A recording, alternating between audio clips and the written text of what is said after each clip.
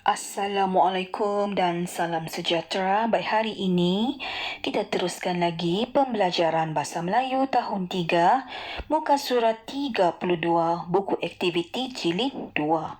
Baik, hari ini murid kita teruskan lagi latihan aktiviti 3A.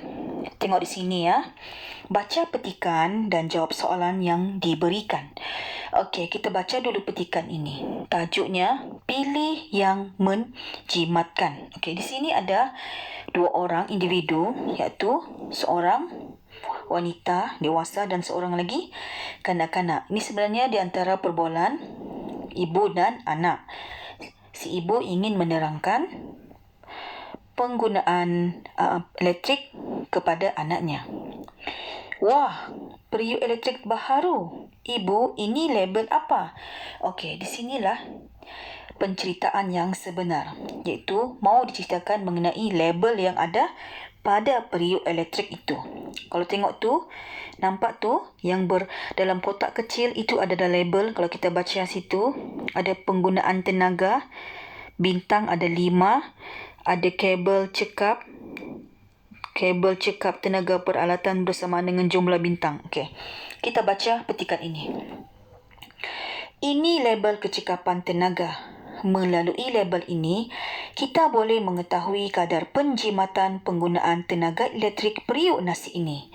Label ini dilekatkan pada kotak atau peralatan elektrik. Tahap penjimatan ditunjukkan berdasarkan jumlah bintang. Semakin banyak bintang, semakin jimat penggunaan tenaga elektrik. Penjimatan elektrik akan membantu proses melestarikan alam sekitar. Penjimatan ini dapat mengurangkan penghasilan karbon dan pemanasan global. Oleh itu, alam sekitar akan lebih bersih. Baik, di sini dia menerangkan penggunaan label. Label itu memberitahu info tentang periuk elektrik tu, apa kelebihan dia. Dia bagi tahu bahawa periuk itu mempunyai tahap penjimatan sebanyak berapa bintang tadi?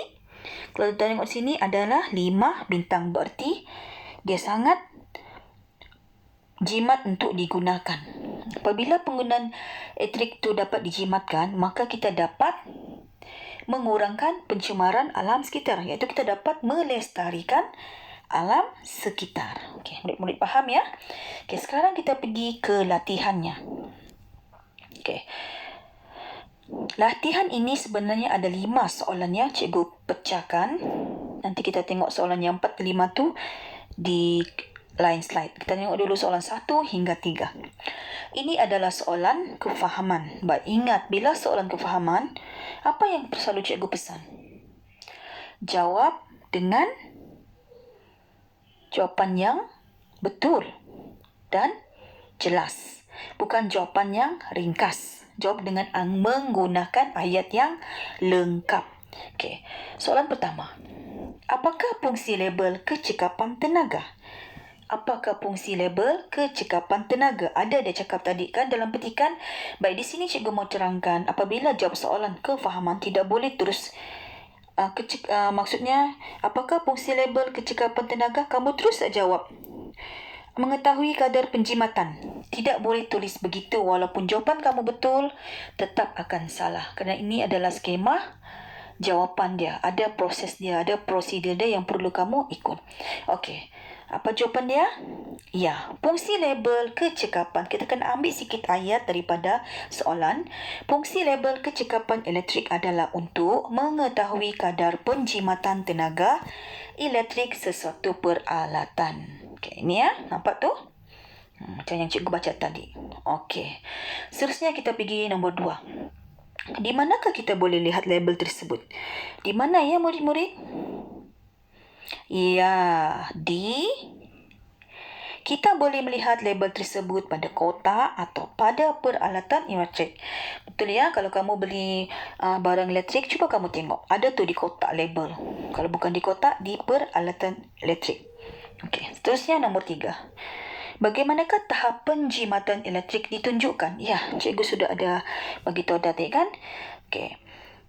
Tahap penjimatan elektrik ditunjukkan pada, macam mana dia mau tahu macam mana? Ya, yang ada gambar bintang tu.